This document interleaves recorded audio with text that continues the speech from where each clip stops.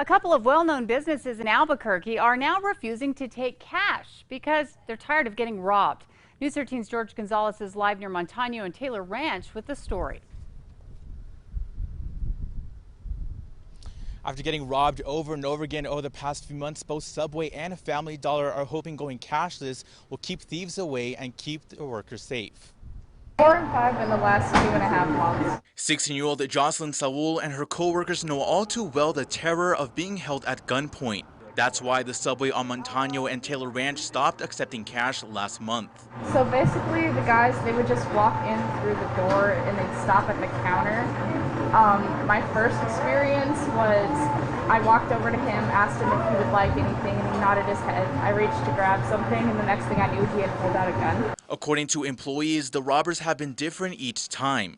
Management made some changes to try to curb the robberies, but the crooks just kept coming back. After the first one, we started closing earlier on the weekends, and then after every one, they basically just implemented more like guidelines, I guess. So after we stopped taking cash after 7, and then we got robbed again, so we stopped taking cash at all, and then we got robbed again, but they just took tips.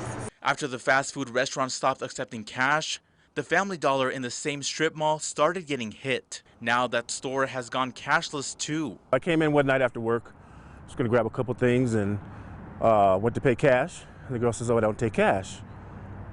I said, "You don't take cash?" I thought that was kind of odd, you know. Employees say the response from customers who want to pay in cash has been mixed. People hate it. It's like people come in and they're like really upset about it, and I think it might just be because they don't really understand what's happening, because a lot of the times like they'll get to the register and we'll be like, "Oh, sorry, like we don't take cash," and they'll be like, "Oh, well, why is that?" And then you explain like what happens, and their whole demeanor changes.